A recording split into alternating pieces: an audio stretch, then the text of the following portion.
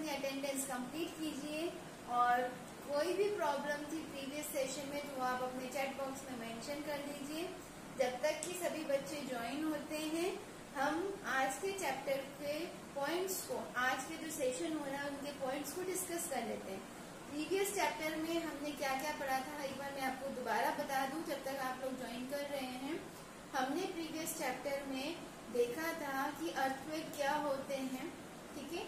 Earthquake होते हैं sudden tremor और मूवमेंट ऑफ अर्थ क्रस्ट, ठीक है। अचानक से शेकिंग हो जाती है या मूवमेंट हो जाता है जो कि कुछ समय के लिए ही लास्ट होता है या कुछ समय की ड्यूरेशन के लिए ही होता है। इनको हम क्या कह रहे हैं, अर्थक्वेक्स कह रहे थे, ठीक है।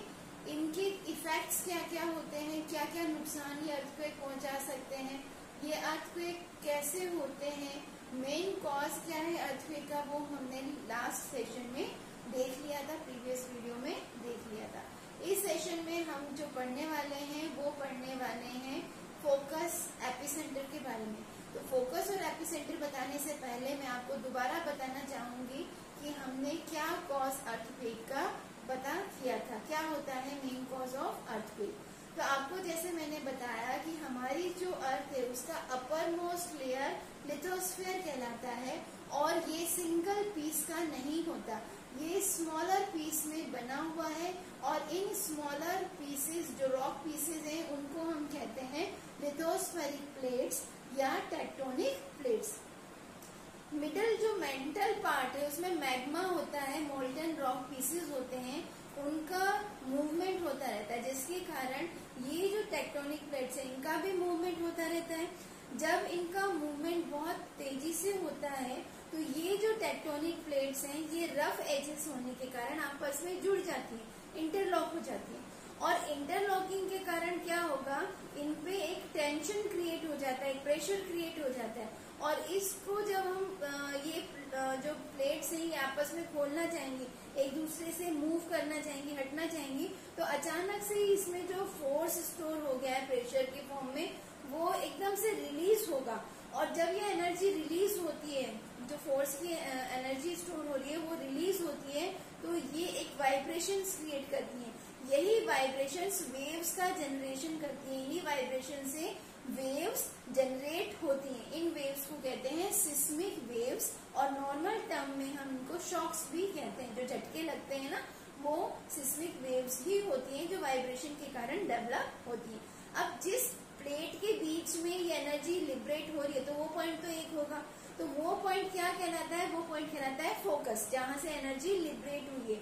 अब ये फोकस कहाँ होगा, ये अर्थ क्रस्ट के अंदर होगा। तो हमारे पास अभी प्रेजेंट टाइम में ऐसा कोई इंस्ट्रूमेंट नहीं है कि हम अर्थ क्रस्ट के अंदर जाके ये फाइंड आउट कर सके कि किस पॉइंट पर एनर्जी बन रही है और लिबरेट हो रही है, वहां से वेव्स का जनरेशन हो रहा है, तो हम उसका एग्जैक्ट आइडिया नहीं निकाल सकते। हम कैसे पता करते हैं, हम अपनी सरफेस के थ्रू पता करते हैं। तो सरफेस पर ऐसा पॉइंट जहां पर वेव की इंटेंसिटी बहुत ज्यादा होती है और ऐसा माना जाता है कि वेव्स यहीं से जनरेट हो रही है, तो उस पॉइंट को कहते हैं एपिसेंटर पॉइंट, जो लगभग फोकस के ऊपर ही होता है। पर फर्क इतना है, फोकस अर्थ क्रस्ट के अंदर की तरफ होता है और एपिसेंटर सरफेस के ऊपर होता है। ये क्वेश्चन बटे बार बार आता है, एपिसेंटर कहाँ है और फोकस कहाँ है। एक डायग्राम भी आता है, आपकी बुक में डायग्राम भी दे रखा है इस तरह से, और इसमें आपको लोकेट करना होता है कि एपिसेंटर कहाँ है और फोकस कहाँ है। तो ये वाला जो टेंशन वाला एरिया है जहां से वेव क्रिएट हो रही है, तो ये वाला अंदर की ओर जो पॉइंट है वो फोकस है और जस्ट इसके ऊपर यहाँ पर भी जो सरफेस है, सरफेस के ऊपर जो पॉइंट है जहां से ऐसा लगेगा कि वेव्स जनरेट हो रही हैं और बाहर की ओर मूव कर रही हैं, तो ये पॉइंट कहलाता है एपिसेंटर पॉइंट, ठीक है। तो अभी हम इसको और अच्छे से देख लेते हैं। सबसे पहले देखिए कॉज क्या था। टेक्टोनिक प्लेट्स की जो रफ बाउंड्रीज हैं that get interlock with each other, एक दूसरे के साथ फंस जाती है, ठीक है। और यहाँ पे फ्रिक्शन होता है, इन दोनों में क्या होता है, फ्रिक्शन होता है। फ्रिक्शन मतलब इंटरलॉकिंग ही होता है। तो इस फ्रिक्शन को ओवरकम करने के लिए, इस फ्रिक्शन से बाहर आने के लिए, इन बाउंड्रीज को वापस रीलॉक या यूं कहेंगे अनलॉक करने के लिए क्या होगा, इसके अंदर की जो एनर्जी होगी फोर्स के फॉर्म में ये इसको पुश करेगी और पुश करके जैसे ये हटेगी तो एनर्जी लिबरेट हो जाएगी। तो एनर्जी रिलीज होती है जो कि किसको राइज करती है या किसको जनरेट करती है, ये सिस्मिक वेव्स को जनरेट करती है। वाइब्रेशंस होते हैं जिसके कारण वेव्स जनरेट होती है, जिसे हम सिस्मिक वेव्स कह रहे हैं। इन्हें ही वाइब्रेशन कहते हैं, इन्हें ही शॉक्स कहते हैं, शॉक्स कहते हैं और इन्हें ही सिस्मिक वेव्स भी कहते हैं। कोई अलग से नाम नहीं है। एनर्जी के लिबरेट होने के कारण एकदम हिलना शुरू हो जाता है, वाइब्रेशन शुरू हो जाता है, जो कि वेव का जनरेशन करता है। ठीक है, फोकस क्या होता है? अंदर अर्थ क्रस्ट पे जहां पर ये प्लेट्स आपस में इंटरलॉक हो गई हैं और सडन यहाँ पे अनलॉकिंग होने के कारण एनर्जी रिलीज हुई है, तो जिस पॉइंट पे ये एनर्जी रिलीज होती है अर्थ क्रस्ट के अंदर, उस पॉइंट को क्या कहते हैं? फोकस कहते हैं। The point deep inside the earth crust. आपको ये ध्यान रखना है, फोकस कहाँ पे है? Inside the earth crust. ये ध्यान रखेंगे आप, फोकस कहाँ होता है? Inside the earth crust. From where energy is release और vibration start is termed as focus. जैसे मैंने आपको बताया, अर्थ क्रस्ट के अंदर वाला पॉइंट जहाँ पे एनर्जी रिलीज हो रही है और वाइब्रेशन स्टार्ट हो रही है या सिस्मिक वेव्स जनरेट हो रही है, वो पॉइंट फोकस होता है। अब फोकस को हम लोकेट नहीं कर सकते। जितने भी जियोलॉजिस्ट हैं वो इंटरनली अर्थ क्रस्ट के अंदर कहाँ एग्जैक्ट पॉइंट है जहाँ से ये वेव्स जनरेट हो रही है, फोकस कहाँ है, उसको लोकेट करना आसान काम नहीं है। तो इसको लोकेट किस तरह से किया जाए, कैसे पता चले कहाँ से इसका ओरिजिन है?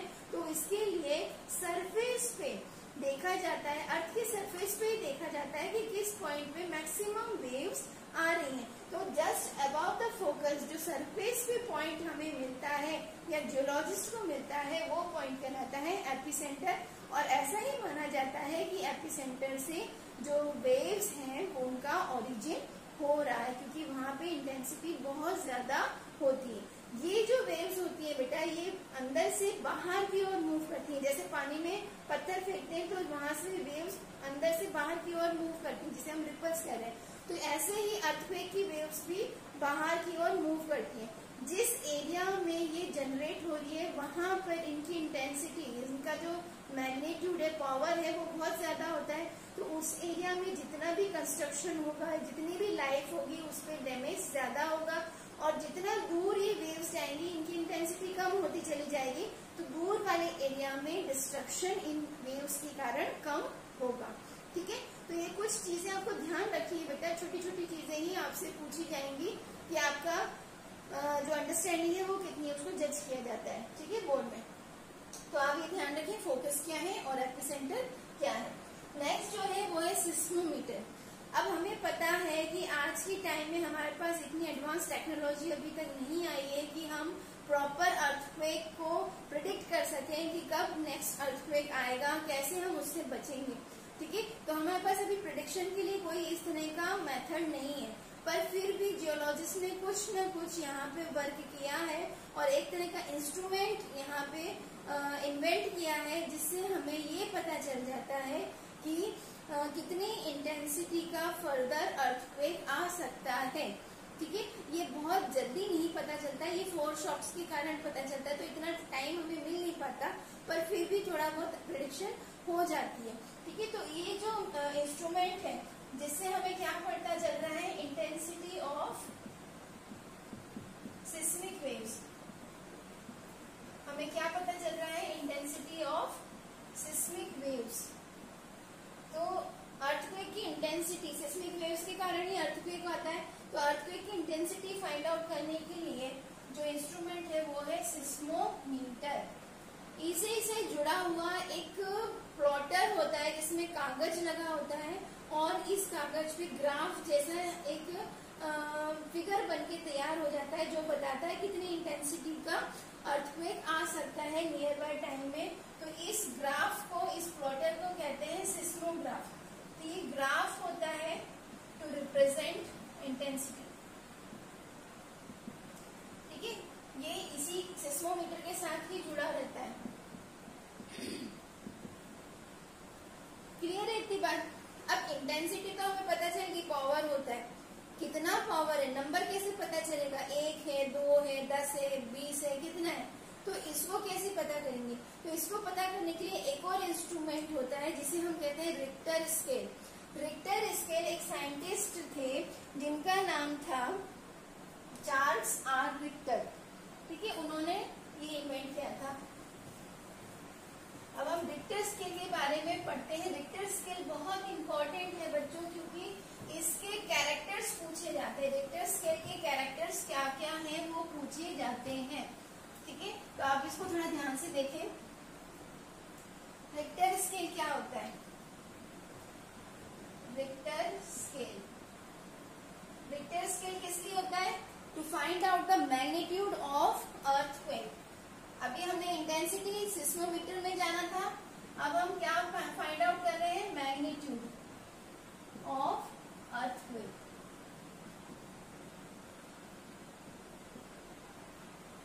ये दोनों ध्यान रखेंगे। इंटेंसिटी ऑफ अर्थक्वेक कैसे पता चल रही है? सिस्मोमीटर से। और मैग्नीट्यूड मतलब नंबर कैसे पता चल रहा है? कितने नंबर का अर्थक्वेक आएगा, कितने ज्यादा पावरफुल होगा, तो वो रिक्टर स्केल से पता चलेगा।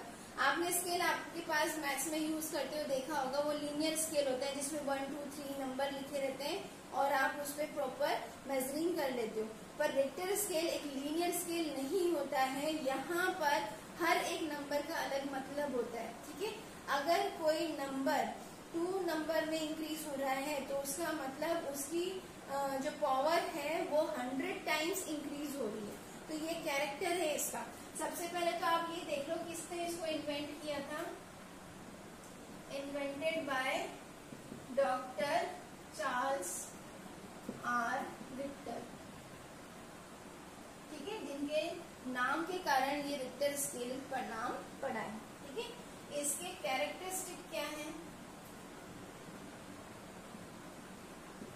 रिक्टर स्केल की कैरेक्टरिस्टिक क्या है?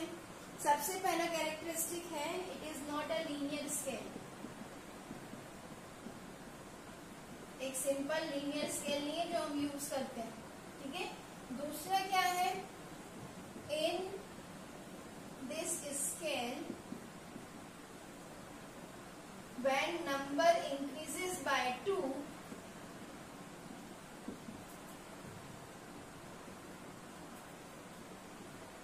जैसे कि 2 के बाद सीधे 4 आ गया, ठीक है। Increases by 2, it means intensity increases 100 times in magnitude, ठीक है। 2 नंबर मतलब 10 to the power 2। अब यहाँ देख रहे हो आप 2 नंबर का डिफरेंस है, तो इसका मतलब कितना यहाँ पे इंटेंसिटी इंक्रीज होगी? 10 to the power 2, that is 100 times.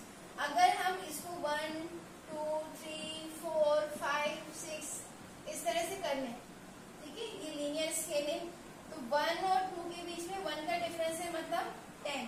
यहाँ पे 2 का डिफरेंस हो गया मतलब 10 into 10। यहाँ पे 3 का डिफरेंस हो गया मतलब 3 बार 10, ठीक है। तो 10 to the power 1, 10 to the power 2, 10 to the power 3।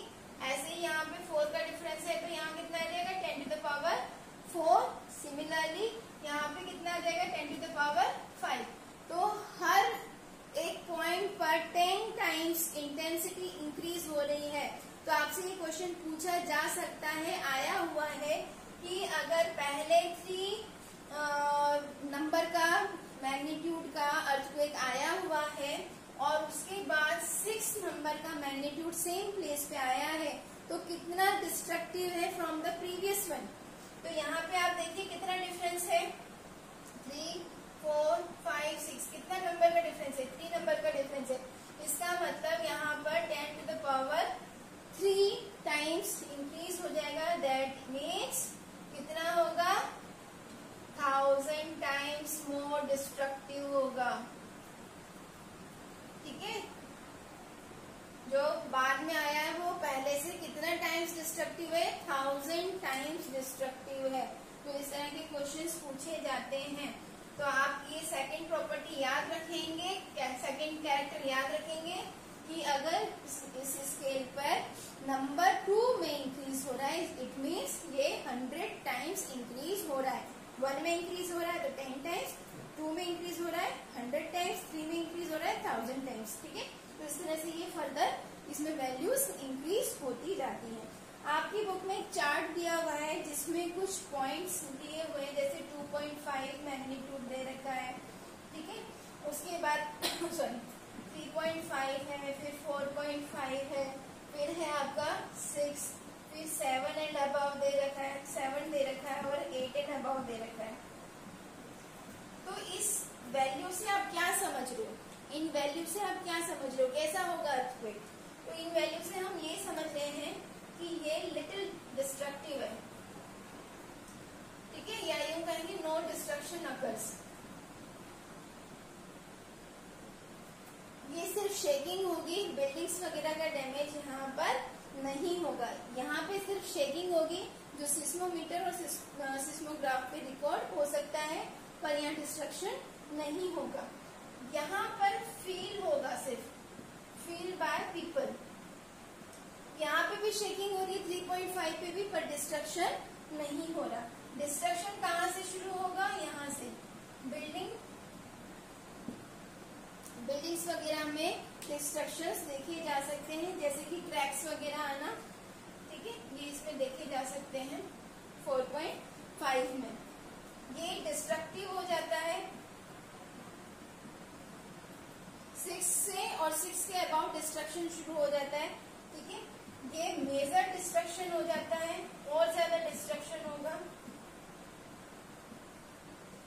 और अगर 8 एंड अबाव आ गया तो इतने बड़े बड़े क्वैक्स आते हैं कि पूरी की पूरी जो प्लेस है वो धरती में समा जाते हैं। इंटायर पॉपुलेशन जो होती है वहां की वो डिस्ट्रॉय हो जाती है, ठीक है। तो ये चार्ट आपको याद रखना है, आपकी बुक में दे रखा है कि किस मैग्नीट्यूड पे क्या डिस्ट्रक्शन हो रहा है अर्थक्वेक का। तो ये तो हो गया बेटा अर्थक्वेक के बारे में कि किस तरह से इंटेंसिटी को मैग्नीट्यूड में रिक्टर स्केल के द्वारा हम नाप सकते हैं, कैलकुलेट कर सकते हैं, ठीक है। तो ये रिक्टर स्केल है, बहुत इंपॉर्टेंट है, ये आता है क्वेश्चन में। नेक्स्ट है प्रिकॉशन। नेक्स्ट है प्रिकॉशन। आप प्रिकॉशन कैसे लेंगे? आपको पता है कि एक जगह पे बार बार अर्थक्वेक आ रहे हैं, तो ऐसे एरिया जहाँ पे बार बार अर्थक्वेक आते हैं, जैसे अभी एक साल में 5 बार अर्थक्वेक आ गए, या एक महीने में ही 3-4 बार लगातार अर्थक्वेक आ गए, लगातार आते रहते हैं, तो ऐसे एरिया जहाँ पे फ्रिक्वेंटली अर्थक्वेक आते हैं, frequently earthquake areas are termed as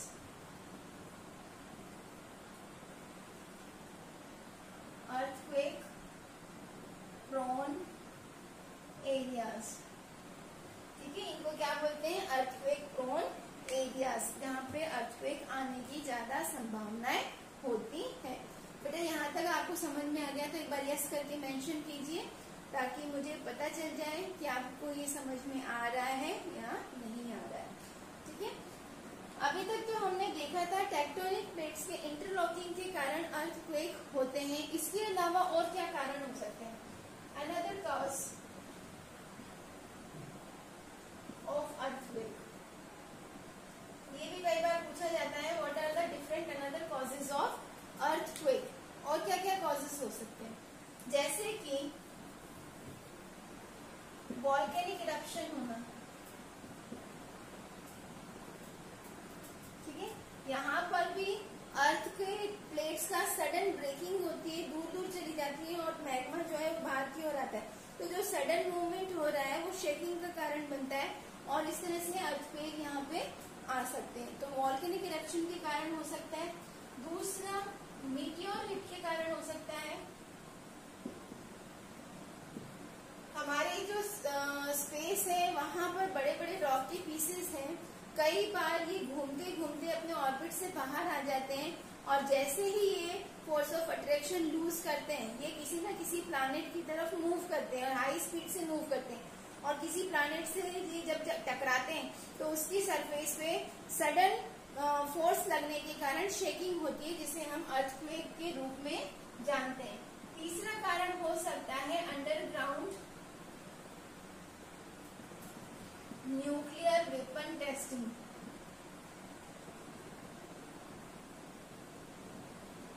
जितने भी न्यूक्लियर वेपन्स की टेस्टिंग होती है धरती के नीचे होती है, जिसके कारण पूरा का पूरा जो प्लेट्स है, सॉइल पीस है, वो शेक करने लग जाता है, जो कि एज अ अर्थक्वेक हम फील कर सकते हैं। तो ये अदर कॉजेज हैं अर्थक्वेक के। अब हम देखते हैं protection measures.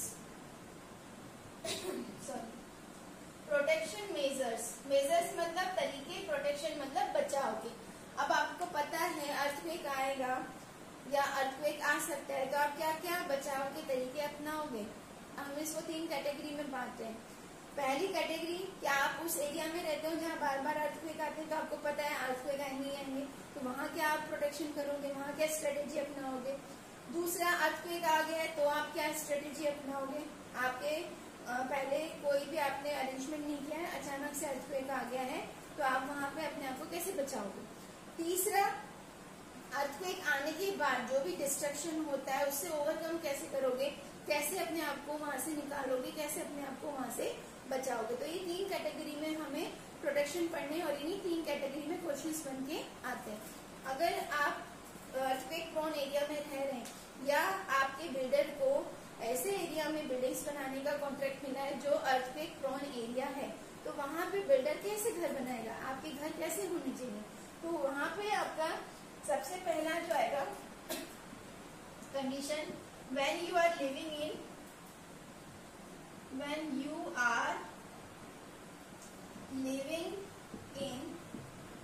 earthquake prone area,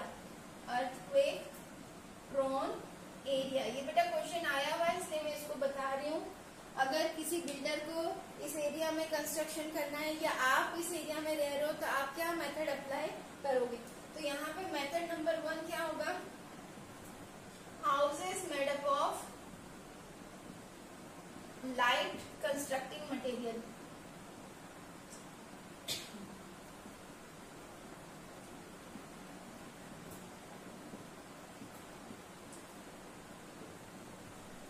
यहाँ पे लाइट मतलब रोशनी से नहीं है, लाइट मतलब वेट में लाइट, ठीक है।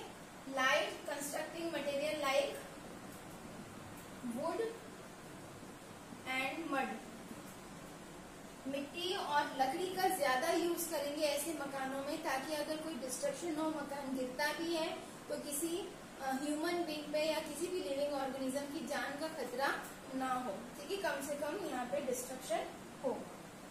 दूसरा क्या होगा, इनके जो फंडा या यूं कहेंगे जो बेस होते हैं बिल्डिंग के, base of building should be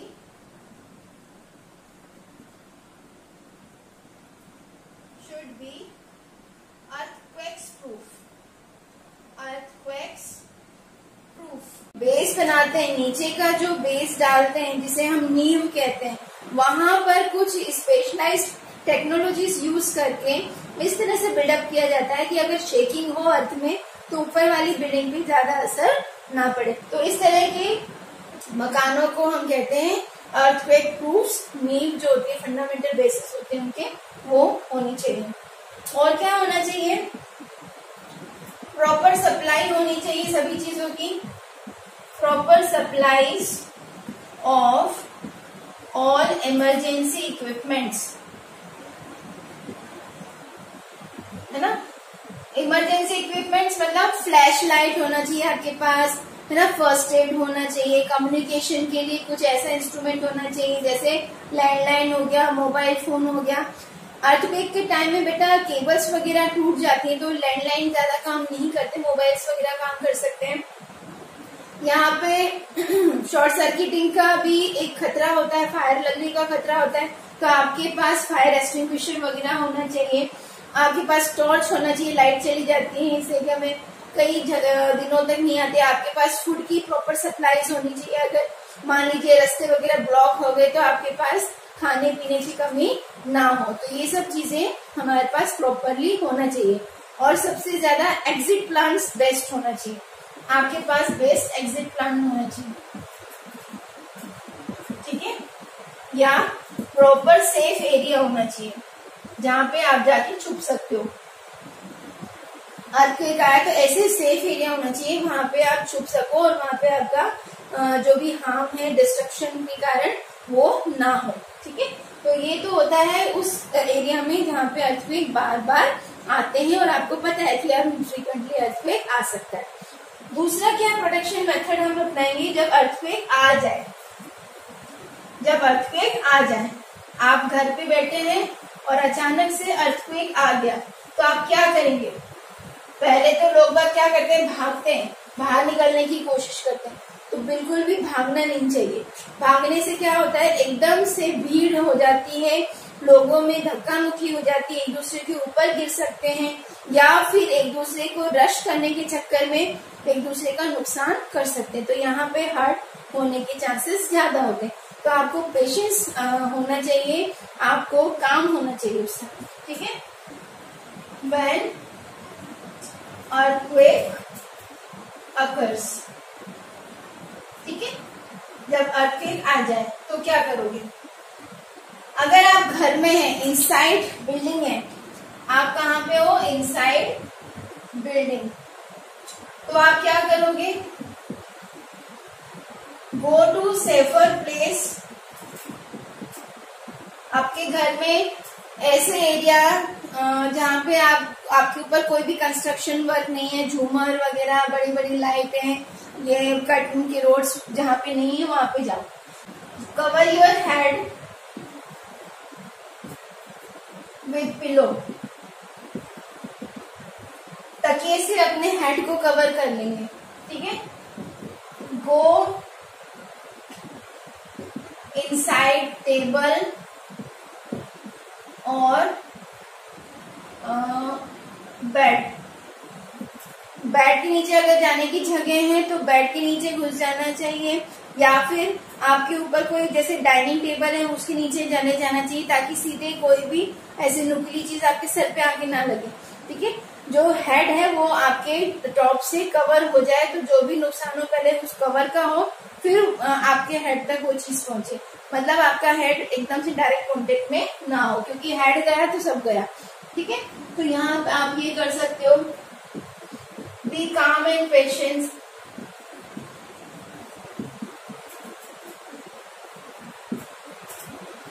ठीक है, इस टाइम पे आपको समझदारी से काम लेना है, बिल्कुल भी आपको पैनिक नहीं होना है। अगर आप काम नहीं होगे तो आपको वो समझ में नहीं आएगा और जल्दबाजी में गड़बड़ी जरूर होती है। तो ये सब चीजें आप घर पे अप्लाई कर सकते हो जब आप घर के अंदर हो और अर्थक्वेक आ रहा हो।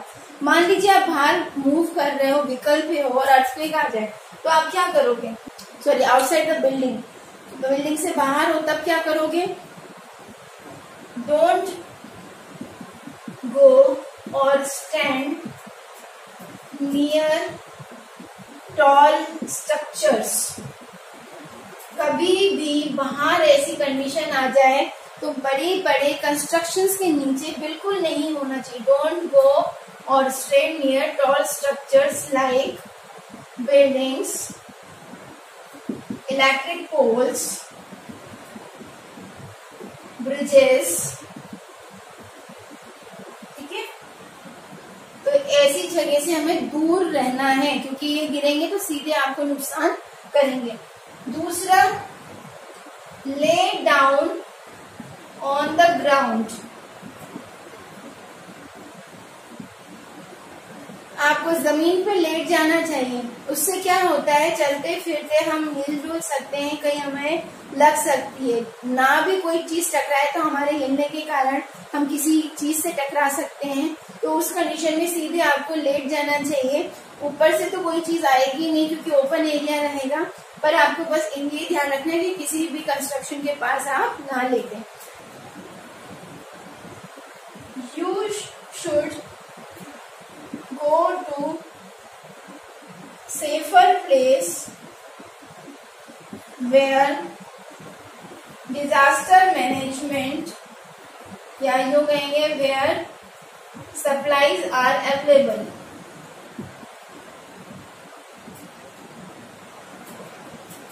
तीसरी कंडीशन होती है बेटा आफ्टर अर्थक्वेक। अर्थक्वेक आ चुका है, अब हम क्या करेंगे? ठीक है, और अर्थक्वेक आ चुका है तो अब हम क्या करेंगे? सबसे पहले तो हमें अपने साथ साथ दूसरों की भी हेल्प करनी होगी। ठीक है, जरूरी नहीं है कि हम हर्ट हो हो सकता है हमारे साथ वाले हर्ट हो गए, तो उस कंडीशन में हमें उनकी हेल्प करनी होती है। तो यहाँ पे आपको हेल्प अदर्स, ठीक है। इसके अलावा beware of further prediction about earthquake. अब आप न्यूज पढ़ते रहें ना, न्यूज़पेपर देखते रहें, जिससे पता चले कि जो मीटरोलॉजिस्ट हैं या जियोलॉजिस्ट हैं आगे के बारे में क्या जानकारी दे रहे हैं। ऐसे बता देते ना, ये तूफान आने वाला है, ये सुनामी यहाँ पे आ सकती है, ये तूफान टकरा सकता है। तो इस तरह की फोरकास्ट को अगर हम देखेंगे तो हम पहले से अपने आप को प्रिपेयर कर सकते हैं, क्योंकि ये नेचुरल क्लाइमेटीज जो हैं ये कहीं ना कहीं एक दूसरे के साथ एसोसिएटेड होती हैं, ठीक है। तो हमें इस सब चीजों से बिवेयर होना चाहिए। हमारे पास टेलीफोन का प्रॉपर अरेंजमेंट होना चाहिए ताकि इमरजेंसी कॉल्स हम कर सकें, ठीक है। हमारे पास सारे टूल्स होने चाहिए, जैसे कि फायर एक्सटिंग्विशर हो गया, मेन बहुत इंपॉर्टेंट काम होता है फायर एक्सटिंग्विशर का, क्योंकि इस तरह की क्लाइमेटीज जो होती है, नेचुरल फिनोमिना जो होते हैं, उसमें फायर लगने का खतरा ज्यादा होता है।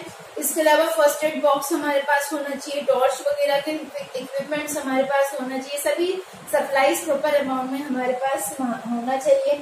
अगर कोई इन कंडीशन में इंजर्ड हो जाता है तो उसकी देखरेख करने के लिए हमारे पास प्रॉपर अरेंजमेंट होना चाहिए। तो ये तो हो गए सारे प्रोटेक्शन आफ्टर द अर्थक्वेक। तो इस तरह से हम कई जगह पे प्रोटेक्शन अपना के, मेथड्स अपना के अपने और अपने साथ वालों को प्रोटेक्ट कर सकते हैं during the earthquake, after the earthquake and when you are residing in the earthquake prone areas. तो बेटा यहाँ पे आपका चैप्टर फिनिश हो गया है।